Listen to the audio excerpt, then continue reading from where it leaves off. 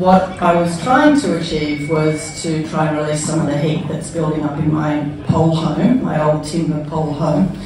So we talked about blowing in some insulation into the roof.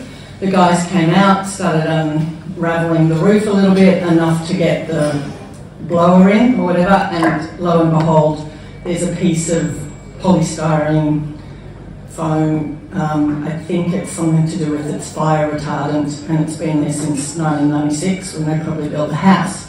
So now I'm in a dilemma. What do I do now? What are my other options to try and release this heat out of my house? Polystyrene out for you and get access into your cavity. Other than that, the only other options you really have are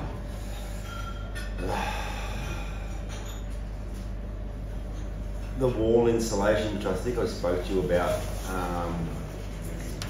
which you have a lot of glass in your place, which the wall insulation isn't really going to be a huge effect for your place. But yeah, I think we need to work out something with your roof and how we're going to do it. I think I need to come out there and actually pull the roof off myself and get into there and see what's going on. The whirlybirds or the solar vents aren't going to achieve anything with that polystyrene being there. It's basically sitting underneath your roof tin sheets, blocking off your roof cavity completely. So there's no actually physical access into your roof space at the moment. I was just going to say, for heat mitigation, shade can be really helpful, especially if you have a lot of glass. So depending on which way it's facing, particularly west facing, yeah, so you need vertical shading, because as soon as the sun hits the glass, it turns the glass into like a radiating panel. So you really want to shade the glass with as much adjustable awning so that you can let that sun in winter for passive heating, but shading your house a little bit. And the other thing is air movement. So if you're looking at cross breezes and catching them, so things like using fans and just noticing where the wind comes from and just trying to get to direct that wind flow through your home. Sometimes you might have to close off certain doors and put pedestal fans to kind of flush the air through. It's something you could try. I have noticed I have single glazed windows, and it is so hot when you touch the glass on a hot summer's day. They're boiling.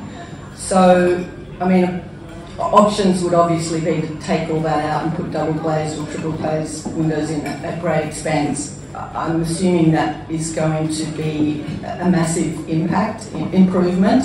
That's one question. The other question is, I've been told by the blind people, as I've been looking at blinds, don't worry about internal blinds, you've got to go external blinds, which is kind of what you're saying, right? That you've got to prevent the heat from hitting the glass rather than waiting until it's already in your home. Is that right? That's right. Most effective is shading, so external shading on your windows. Internal curtains, like I had my thermal camera on a hot day and closed the curtains, it does reduce it, but the most effective is to stop the glass getting hot in the first place. So, and with double glazing is brilliant in winter. It still has solar heat gain in summer, so it does block more than single glazing, but it's not the most effective thing for heat mitigation. Shade is always going to be the biggest bang for buck, especially because double glazing is so expensive. Ian, sorry. With regard to your roof cavity, we get asked quite often, how about putting it in between the rafters? You don't want to create an environment where the heat gets trapped in. So the important thing is to have complete coverage on your ceiling. You're stopping that heat load coming into your home. But if you over-insulate the roof cavity itself, then the heat cannot get back out again. So effectively, the sun goes down, you feel like you've got an electric blanket in your ceilings.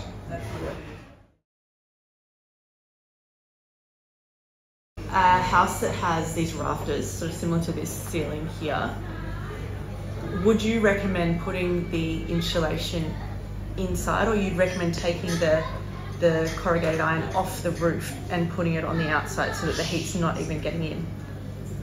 If you've got what's referred to as a raked ceiling like this, then you're limited to what you can do. There's no cavity on the high side when the beams are exposed.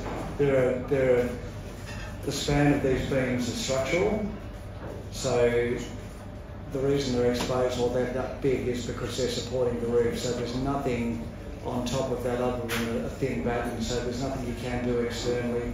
You can improve if you've got a gyprock ceiling under the rake beams. We've got a fantastic product that we can pump into it. So adding insulation is definitely going to help in that instance. I have a second question about air conditioning. We primarily would want to use an air conditioner to heat a space. We don't feel the heat too badly and are happy just with the breezes in the summertime. Does the location of the aircon matter? Like, I'd imagine it would be better to put it on the ground level so that it heats the space from the ground up, but does it have any impact? Yes and no. If you have, obviously if you have it up high, there's a thing called stratification where the different temperatures at different heights. Most wall-mounted split systems like that one over there, they're designed to operate at about 2 to 2 metres above ground level. You notice that one there, see how the vane is pointing down? On the heat mode, the machine will automatically push that heat down. The air's being drawn back to the indoor unit. If you see on the top of it, it's pumping heat to cool out, and then it's pulling it back through like this. Yeah, the location matters. You don't want to have it too high. Because the high, it can't get the heat down to where you want to be. Sometimes they have console type air conditioners. They look like a gas heater. They're floor mounted, like this, and they operate the same way as that. But the heat comes out down low. It comes from both vents actually. And sometimes for areas that have a high ceiling, sometimes the console type unit keeps the heat down low. Sometimes that's the way to go. It depends on the house, but the trick is not to have it too high if you're looking for heat.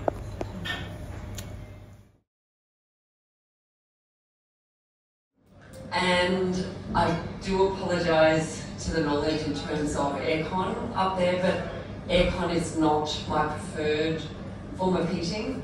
It's that dry, hot air that I find really uncomfortable. So what are our options for heating that aren't just dry, hot air that that turns cold as soon as we turn the aircon off? Jumpers.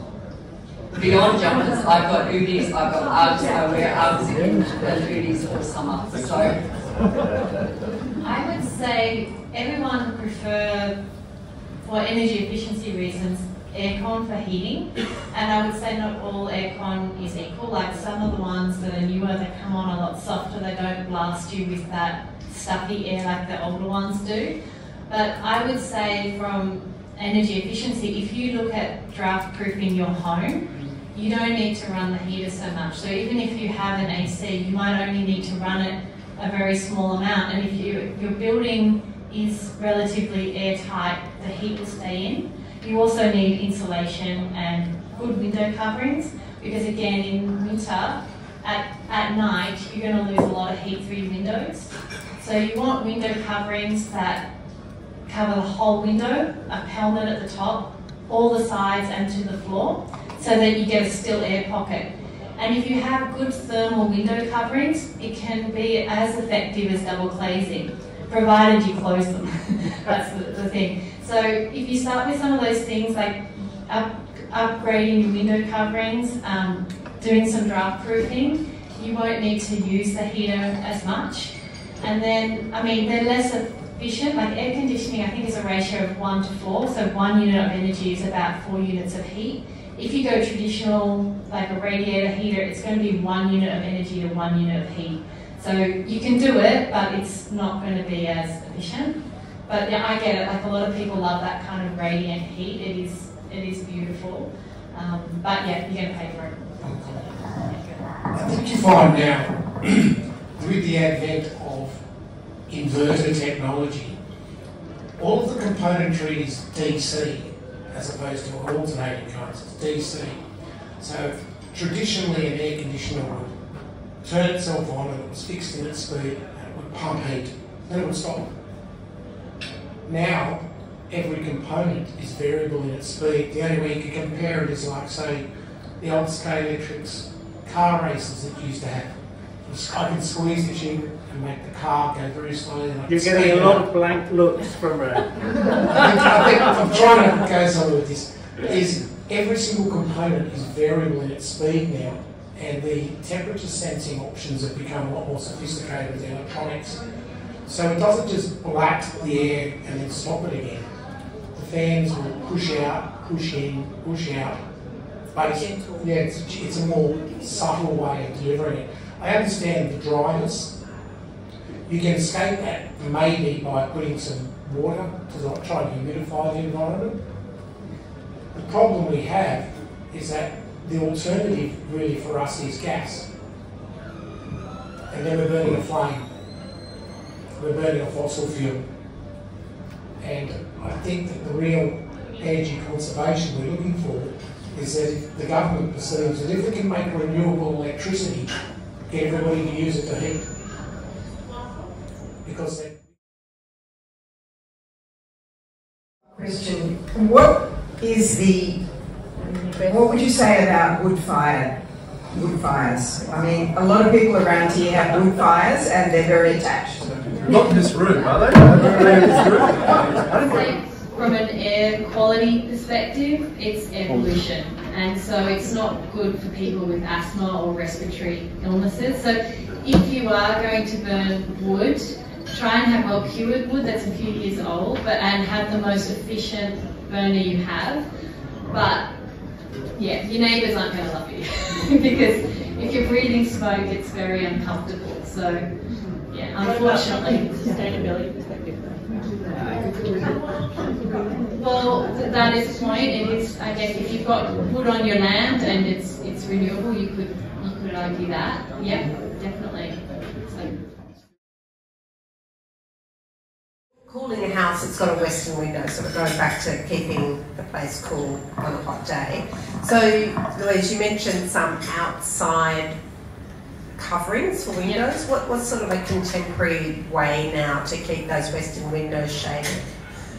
So there's a lot of awning types. There's also shutters.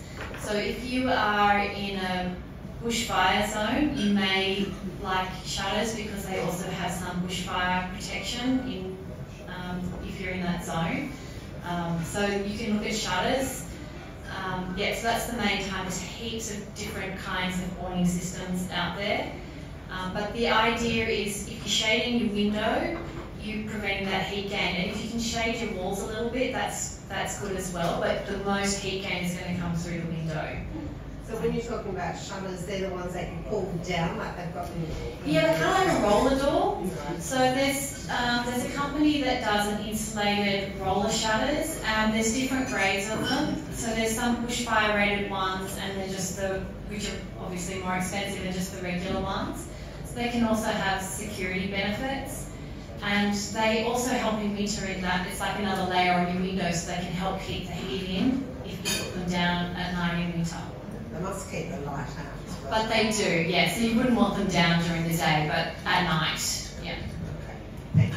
What about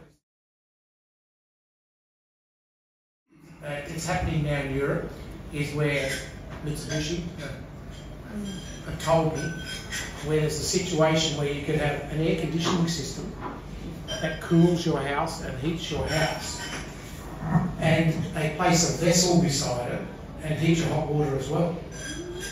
So it provides you hot water for your house.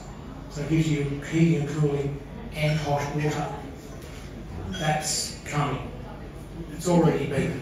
It is here. I've seen it in one house. Only one house I've seen it. It makes sense because if you've ever been to an air conditioner on a hot day, even though it's in the summertime, all that heat that's coming out of it, well, if they run that through a vessel of water, it heats it. And they have ways of diverting some of the heat when it's in the reverse cycle, because not all heat to us is, if I touch that, there's heat in it. And we're in an air conditioner, and you feel we feel the pipe, the suction line on an air conditioner, and it's cold. You might see sometimes a drip condensation when you're heating with it. We'll feel it and go, oh, it's pulling heat back at 6 degrees Celsius. There's still heat available. There's heat available down to absolute zero. That's why a condenser can produce heat at -10. There's still heat available for it to absorb. So that's coming. Minimum winter temperature around Heath Road. Heath Road? Like UK? No, here. Heath Road. Right, I thought you meant like the airport in UK. Heath I was Road. like, oh, you're thinking on the side. Heathrow, the airport. That's left. To lead me in, I would like to know. 10 degrees? Okay, 10 degrees. Yeah. And the average daytime heat temperature in the summer. The average, it'd probably be like mid-20s, I'd say. Okay. Yeah. So clearly, if we were having this meeting in Tasmania, they would say, what's your problem? Why can't you just live with that? And clearly, if we were out at Nyngan or Broken Hill, they'd say to us, what's our problem? Why can't we just put on a woolly beanie and a jumper, or I can personally vouch for the circumstance of a fan and a wet shirt on a stinking hot day in my loft, which has no air conditioning, and I can be sitting at my computer comfortably enough on a 40+ degree day. This is in Dungorp, or north of Dungorp. And what I'm talking about, because it's more or less the way I've lived my life, is living in a tolerable state of discomfort. And my power bills are minute. So I'm not suggesting we have to change our entire 2025 culture, but you're alluding to this, I think, in your comments about what was life like in the 80s or 70s or 60s or 50s. And we did live then in a state of, hopefully, if we had a comfortable enough house, to be in a state of tolerable discomfort rather than living in this very narrow band of temperature. So I agree with you. I agree with you too. I think it's got to be part of the building code. Yeah. And also, I think what the government's trying to do, which is why these gentlemen here, is they're trying to encourage people to stop using fossil fuels.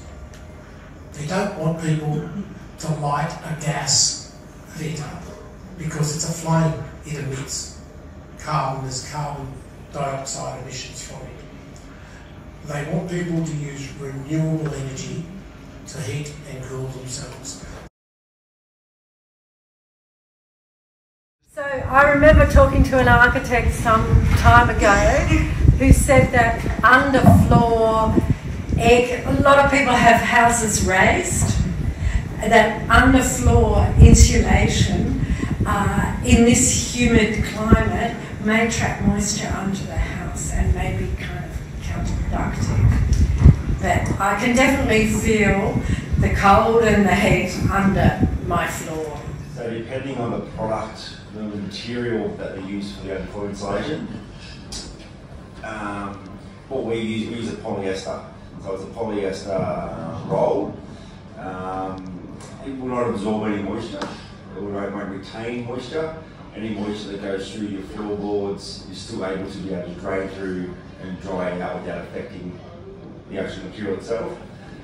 Whereas products like the polystyrene slab sort of attached under there, or the closed cell spray foams, that will actually, yes, it will seal the floor up, but it won't allow it to breathe. You can get condensation and mold, timber rotting and stuff like that. Whereas the polyester, it's still got air inside it, so it's still able to breathe.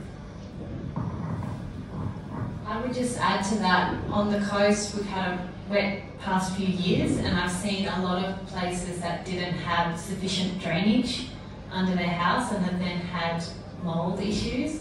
So underfloor insulation is really good, but if it's damp under there, you may need to look at getting some drainage works done, just so you don't get mold problems. Yeah, and the other thing is you can put underfloor ventilation just to help dry it out. Yeah, that's really important too.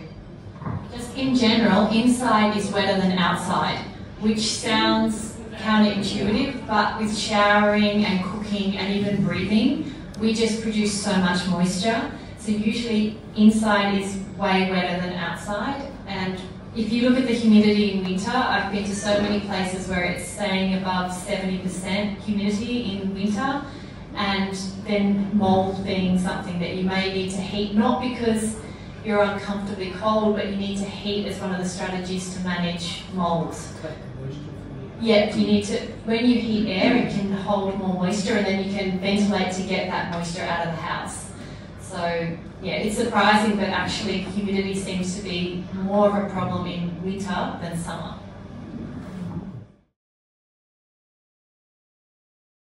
My focus is on heating. What incentives, if any, are there that focus particularly on heating? But I think broadly, community-wise, there's a lot of interest in what incentives exist to make our homes much more energy efficient.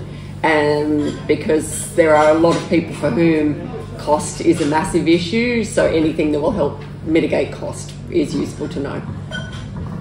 So in lighting, air conditioning, heat pump water heating especially, I think we've heard a little bit about it just then. And pool pumps should also be a little bit more attractive now to look at that if there are pools. And yeah, for heating specifically, it is really the reverse cycle air conditioning where the incentives are, because it provides so much more efficient heating compared to your resistive type electric heaters. More about the service that you offer, Louisa, and I don't think we've covered that. So could you just quickly outline what a scorecard assessment is, or how you do a one-to-one assessment? Okay, yes, so this is what I do. So I will come to a house and I will assess the thermal envelopes. I'm looking at the insulation in the ceiling, walls and floor, and I'm looking at the biggest contributors to your bill, which is heating, cooling and hot water, so I look at your systems. And I will measure up the volumes and the orientations of the rooms and the windows, and I'll give you that prioritised list of improvements to help you make your house either more comfortable or get your bills down, or a combination, depending. So it's that prioritised list. Because sometimes there's like 1,000 things you can do, it can be hard to put them in one order. And I would say, particularly with roof insulation, there's some things you should do before you get ceiling insulation, and that's because energy assessors like me, we hate holes in ceilings, because it's like a chimney, it's like heat transfer. So we'll always go in and say, check your lighting, get rid of those old-fashioned downlights and put in sealed ones that are safe to cover with insulation. Get your wiring checked to make sure that it's safe to cover with insulation. And if you've got skylights, look at those as well. So there's a few options with skylights and things. So we go through all that in an assessment. And with this assessment, it's a scientific tool. So I can enter all the data into a tool. I can run variations to see what will have the biggest impact. And that's why it's such a great tool. It's called Scorecard. It was developed with CSIRO and Sustainability Victoria, although it's going to have a name change this year or next year. So yeah, it's a really good program, and if you've got like a whole lot of things and you want that